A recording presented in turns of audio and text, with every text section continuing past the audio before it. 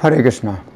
तो अभी हम भगवद गीता के 6ठे अध्याय के अंतर्गत श्लोक संख्या 31 पर विचार करेंगे।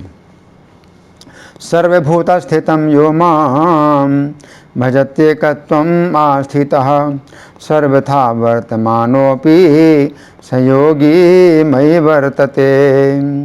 तो यहाँ पर भगवान कह रहे हैं सर्वभूतस्थितं यो मां, जो भक्त मुझको किस प्रकार से भजता है। सर्वभूत स्थितम, कि समस्त प्राणियों में मैं स्थित हूँ। इस प्रकार से जो मुझे भजता है, एकत्व में स्थित है, एकत्व भाव में स्थित होकर के सर्वथा वर्तमानोपि, तो हर प्रकार से वो कर्म करते हुए भी सहयोगी में वर्तते, वह योगी मुझ में ही कार्य कर रहा है। अब हम सुनेंगे प्रभुपाद तात्पर्य में क्या लिखते हैं। श्रील प्रभुपाद की जय। जो योगी परमात्मा का ध्यान करता है वह अपने अंतःकरण में चतुर्भुज विष्णु का दर्शन श्री कृष्ण के पूर्ण रूप में शंख चक्र गदा तथा कमल पुष्प धारण किए करता है। योगी को यह जानना चाहिए कि विष्णु श्री कृष्ण से भिन्न नहीं है। परमात्मा रूप में श्री कृष्ण जन जन के हृदय में स्थित हैं। यही नहीं, असंख्य जीवों के हृदयों में स्थित असंख्य परमात्माओं में कोई अंतर नहीं है। न ही श्री कृष्ण की दिव्य प्रेमा भक्ति में निरंतर व्यस्त व्यक्ति तथा परमात्मा के ध्यान में निरत एक पूर्ण योगी के बीच कोई अंतर है। कृष्ण भावनामृत में योगी सदैव श्री कृष्ण में ही स्थित रहता है, भले ही भौतिक जगत में वह विभिन्न कार्यों में व्यस्त क्यों न हो। इसकी पुष्टि श्रील रूप गोस्वामी कृत भक्ति रसामृत सिंधु में 1-2-187 हुई है। निखिला स्वप्य अवस्थासु जीवन मुक्तः स उच्यते। कृष्ण भावनामृत में रत रहने वाला भगवत भक्त स्वतः मुक्त हो जाता है। नारद पंचरात्र में इसकी पुष्टि इस प्रकार हुई है। धिक्काराद्य नवच्छिन्ने कृष्णे चेतो विधाय च तन्मयो भवति क्षिप्रम जीवो ब्रह्मणि योजयेत। देश काल से अतीत तथा सर्वव्यापी श्री कृष्ण के दिव्य रूप में ध्यान एकाग्र करने से व्यक्ति श्री कृष्ण के चिंतन में तन्मय हो जाता है और तब उनके दिव्य सानिध्य की सुखी अवस्था को प्राप्त होता है। इति योगाभ्यास में समाधि की सर्वोच्च अवस्था कृष्ण भावनामृत है। केवल इस ज्ञान से कि श्री कृष्ण प्रत्येक जन के हृदय में परमात्मा रूप में उपस्थित हैं, योगी निर्दोष हो जाता है। वेदों से गोपाल तापनी उपनिषद 1:21 भगवान की इस अचिंत्य शक्ति की पुष्टि इस प्रकार होती है। एकोपि सन बहुधा यो वभाति। यद्यपि भगवान एक है किंतु वह जितने सारे हृदय हैं उनमें उपस्थित रहता है। इति इसी प्रकार स्मृति शास्त्र का कथन है, एक एव परो विष्णु सर्वव्यापी न संशयः ऐश्वर्याद् रूपमेकं च सूर्यवन् बहुधेयते। विष्णु एक हैं फिर भी वे सर्वव्यापी हैं। एक रूप होते हुए भी वे अपनी अचिंत्य शक्ति से सर्वत्र उपस्थित रहते हैं। जिस प्रकार सूर्य एक ही समय अनेक स्थानों में दिखता है। तो यहाँ पर प्रभुपाद का तात्पर्य समाप्त हुआ। अब हम सुनेंगे श्री भगवान ने कहा में इस श्लोक की कैसी व्याख्या हुई है। पिछले श्लोक में श्री कृष्ण ने कहा था कि भक्त श्री कृष्ण को सर्वत्र देखता है। उस समय अर्जुन के मन में संदेह हुआ कि यदि भक्त श्री कृष्ण को सर्वत्र देखता है तो वह श्री कृष्ण को एक ही व्यक्ति किस प्रकार समझता है। अंतर्यामी होने के कारण श्री कृष्ण अर्जुन के संदेह को समझ गए। अतः उन्होंने इस श्लोक में बताया है कि भक्त श्री कृष्ण को सर्वत्र देखते हुए भी श्री कृष्ण को एक ही व्यक्ति समझता है। इस श्लोक में श्री कृष्ण की 2 अत्यंत महत्वपूर्ण शिक्षाएं हैं जिनकी हम क्रम पूर्वक चर्चा करेंगे। तो पहली शिक्षा, इस श्लोक की प्रथम पंक्ति के शब्द हैं सर्वभूत स्थितम यो माम भजति एकत्वम आस्थितः।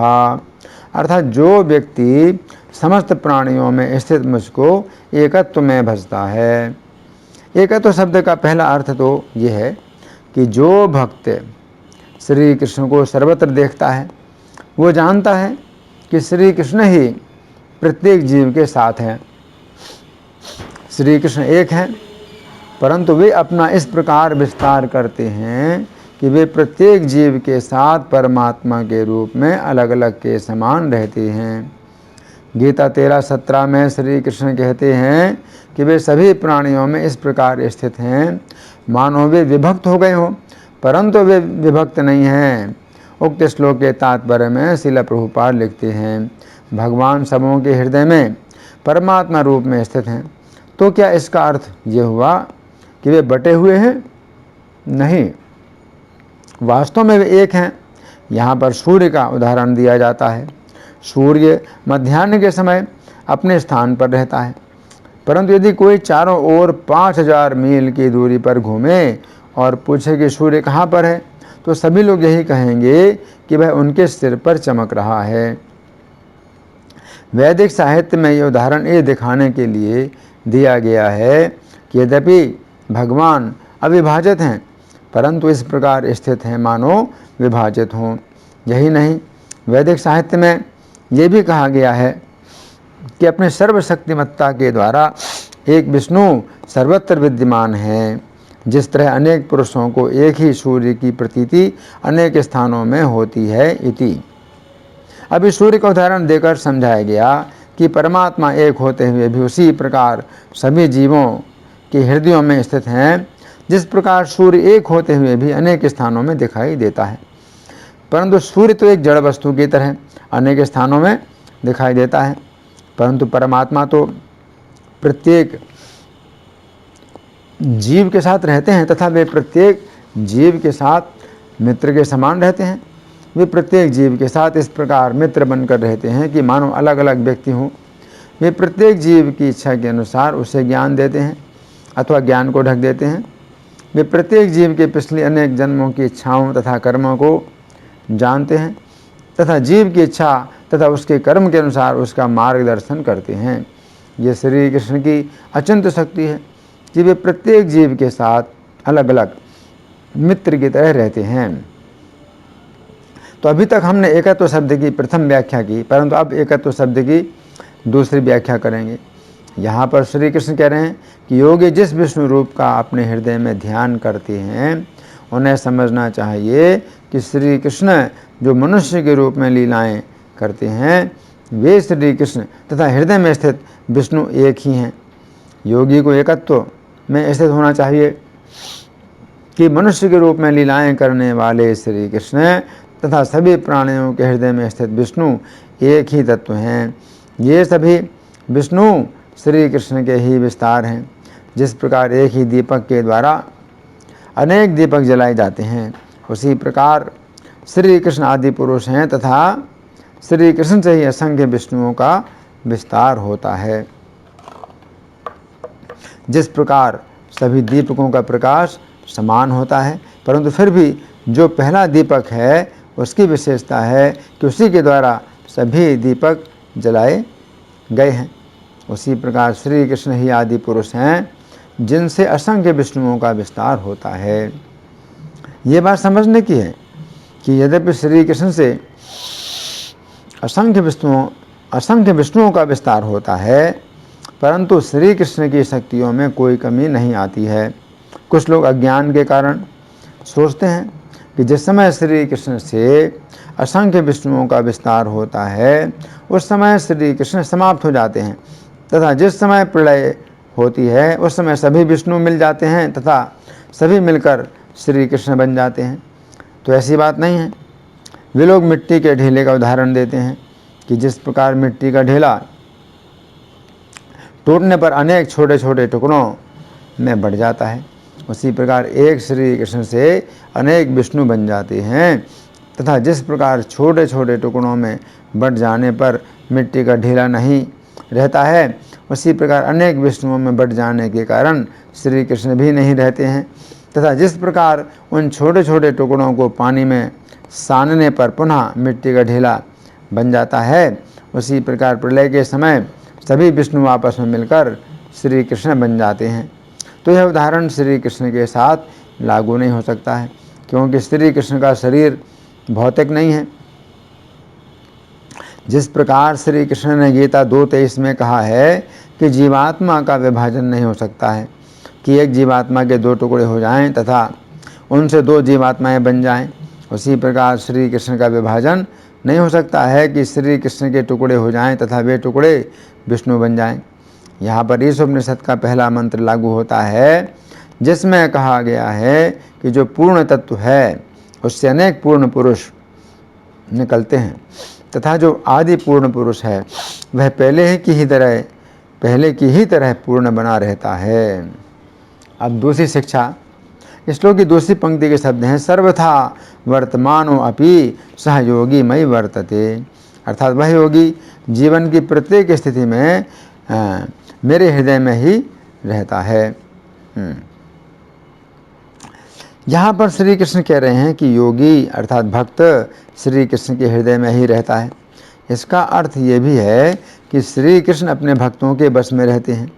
भागवत 9:4-63 में श्री कृष्ण ने दुर्वासा मुनि से कहा, मैं पूर्णतः अपने भक्तों के बस में हूँ, निस्संदेह मैं तनिक भी स्वतंत्र नहीं हूँ, क्योंकि मेरे भक्त भौतिक इच्छाओं से पूर्णतः रहित होते हैं, अतएव मैं उनके हृदयों में ही निवास करता हूँ। मुझे मेरे भक्त ही नहीं, मेरे भक्तों के भक्त भी अत्यंत प्रिय हैं। इति उक्त श्लोक के तात्पर्य में श्रील प्रभुपाद लिखते हैं, इस ब्रह्मांड के सारे महापुरुष जिनमें ब्रह्मा जी तथा शिव जी भी सम्मिलित हैं पूर्णतः श्री कृष्ण के वशीभूत हैं, किंतु श्री कृष्ण पूरी तरह से अपने भक्तों के बस में रहते हैं। ऐसा क्यों है? क्योंकि भक्त अन्याभिलाषिता शून्य होता है, अर्थात उसके हृदय में श्री कृष्ण के अतिरिक्त कोई अन्य इच्छा नहीं होती है। उसकी एकमात्र इच्छा सदैव श्री कृष्ण का चिंतन करते रहने और अच्छी तरह से उनकी सेवा करते रहने की होती है। इस दिव्य गुण के कारण परमेश्वर भक्तों के अत्यंत अनुकूल होते हैं, ना केवल भक्तों के अपितु भक्तों के प्रति भी अनुकूल रहते हैं। श्रील नरोत्तम दास ठाकुर कहते हैं, छाड़िया वैष्णव सेवा निस्तार पाए छे के बाम, अर्थात भक्तों के भक्त बने बिना कोई भव पाश से छूट नहीं सकता। इस तरह उन्होंने हमें उपदेश दिया है कि हम सीधे श्री कृष्ण के दास ना बने, अपितु श्री कृष्ण के दास बने। ब्रह्मा, नारद, व्यास देव तथा सुखदेव गोस्वामी जैसे भक्तगण सीधे श्री कृष्ण के दास हैं, और जो व्यक्ति नारद, व्यास देव तथा सुखदेव का दास बनता है, जिस तरह षट गोस्वामी थे, वह और भी बड़ा भक्त है। इसलिए श्रील विश्वनाथ चक्रवर्ती ठाकुर का कहना है, यस्य प्रसादात भगवत प्रसादः, अर्थात जो व्यक्ति निष्ठापूर्वक गुरु की सेवा करता है उस भक्त के प्रति श्री कृष्ण निश्चय ही अनुकूल रहते हैं। श्री कृष्ण के आदेशों का सीधा पालन करने की अपेक्षा भक्त के आदेशों का पालन करना अधिक मूल्यवान होता है। इति भागवत 9:4-64 में श्री कृष्ण कहते हैं कि वे उन साधु पुरुषों के बिना अपना दिव्य आनंद तथा अपने परम ऐश्वर्य का भोग नहीं करना चाहते हैं। उक्त श्लोक के तात्पर्य में श्रील प्रभुपाद लिखते हैं, श्री कृष्ण आत्मनिर्भर हैं, परंतु अपने दिव्य आनंद का भोग करने के लिए उन्हें अपने भक्तों के सहयोग की आवश्यकता पड़ती है। उदाहरणार्थ, यद्यपि वृंदावन में श्री कृष्ण स्वयं में पूर्ण है, परंतु वे अपने दिव्य आनंद को बढ़ाने के लिए अपने भक्तों, गोपों तथा गोपियों का सहयोग चाहते हैं। ऐसे शुद्ध भक्त जो भगवान की हिलादनी शक्ति को बढ़ाने वाले हैं, श्री कृष्ण को अत्यंत प्रिय हैं। श्री कृष्ण न केवल अपने भक्तों की संगति का आनंद लेते हैं, अपितु अनंत होने के कारण वे अपने भक्तों की संख्या को भी असीमित बनाना चाहते हैं। इस तरह वे अभक्तों तथा विद्रोही जीवों को भगवत धाम वापस जाने के लिए प्रेरित करने हेतु इस भौतिक जगत में अवतरित होते हैं और उन्हें प्रोत्साहित करते हैं कि वे उनकी शरण में आ जाएं, क्योंकि वे अनंत होने के कारण वे अपने भक्तों की संख्या को असीम बनाना चाहते हैं। इति तो यहाँ पर श्री कृष्ण कह रहे हैं कि भक्त प्रत्येक स्थिति में उनके हृदय में ही रहता है। तो इस श्लोक में भगवान कहते हैं सर्वभूत स्थितम यो माम भजति एकत्वम आस्थितः। तो एकत्वम आस्थितः, इसका मतलब क्या है? सर्वभूत स्थितम, कि श्री कृष्ण सब प्राणियों के हृदय में स्थित हैं। कैसे हृदय में स्थित हैं? परमात्मा के रूप में। सर्वस्य चाहम हृदय सन्निविष्टु, सबके हृदय में मैं सन्निविष्ट हूँ। तो भगवान कहते हैं सबके हृदय में सन्निविष्ट हूँ। तो अब सबके हृदय में सन्निविष्ट हैं तो कैसे हैं? अलग अलग के समान सन्निविष्ट हैं, अलग अलग के समान सन्निविष्ट हैं कि प्रत्येक जीव के साथ वे भगवान जो है उसके मित्र के रूप में रहते हैं। और मित्र के रूप में रहते हैं तो उस जीव के ही संबंध में विचार करते हैं कि ये जीव कब मेरी शरण में आए और मैं इसको रास्ता बताऊं। और सबके हृदय में स्थित परमात्मा यानी श्री कृष्ण हैं, तो अलग अलग जैसे प्रत्येक जीव के साथ रहते हैं। तो जैसे मैं एक जीव हूँ तो मेरे हृदय में जो श्री कृष्ण हैं तो वो मेरे ही बारे में सोचते हैं कि मेरा कैसे हित होगा। या अगर मैं भौतिक संसार में भोग करना चाहता हूँ, श्री कृष्ण से स्वतंत्र होकर के भोग करना चाहता हूँ, तो वो हृदय में स्थित होकर के मुझे इस प्रकार का भी मौका देते हैं कि मैं श्री कृष्ण को भूल करके और सोचूं कि मैं सुखी हो गया हूँ।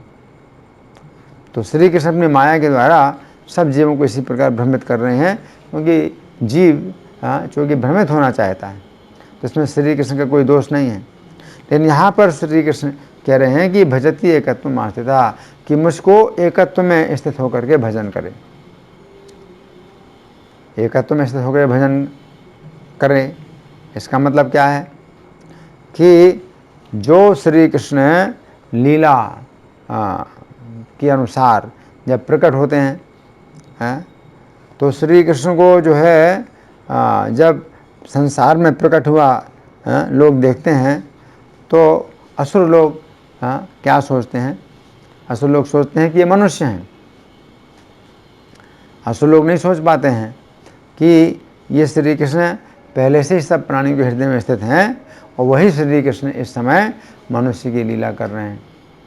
तो वे ऐसा नहीं समझ पाते हैं। तो यहाँ पर भगवान कह रहे हैं कि जो भक्त है, जो असली योगी है, तो वो कैसे श्री कृष्ण का भजन करता है?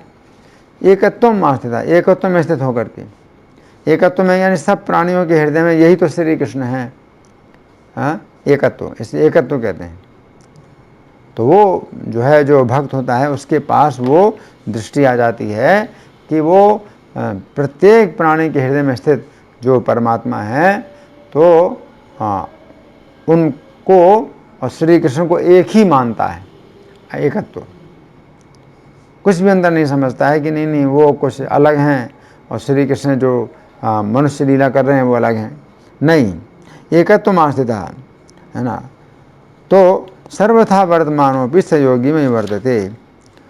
तो इस प्रकार से वो हर प्रकार से भी अगर वो कार्य करता है तो भी वो श्री कृष्ण के हृदय में ही रहता है, सहयोगी में ही वर्तते, और श्री कृष्ण के ही अंदर वो कार्य कर रहा है ना। तो यहाँ पर भगवान यही कह रहे हैं, सहयोगी में ही वर्तते, वर्तमानों भी, सर्वथा वर्तमानों भी, सब प्रकार से वो कार्य कर रहा है, तो भी वो श्री कृष्ण के अंदर ही कार्य कर रहा है, श्री कृष्ण से बाहर का कार्य नहीं कर रहा है। यानी श्री कृष्ण की सेवा में ही कार्य कर रहा है, कोई सेवा से बाहर कार्य नहीं कर रहा है। तो ये जो जानना या ये जो देखना बात है, देखने की बात है, जानने की बात है, ये इतनी महत्वपूर्ण है कि फिर वो जो कुछ भी कार्य करेगा वो श्री कृष्ण के अनुसार ही कार्य करेगा।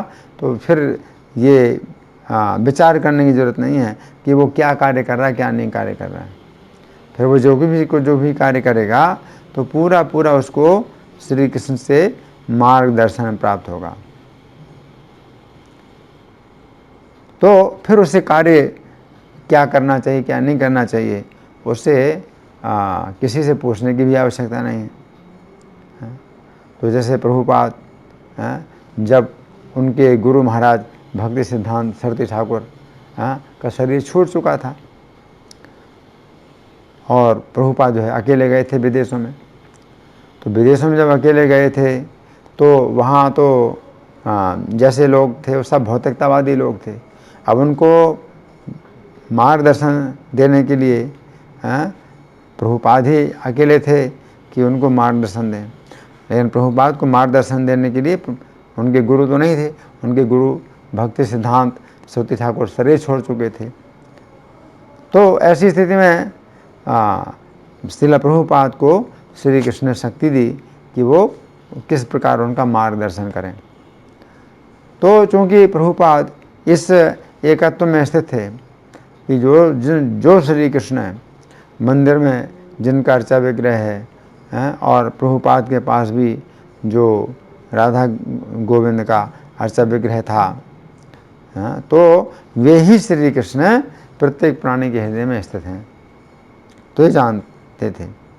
तो चूँकि ये जान लिया तो फिर सब कुछ जान लिया, है ना।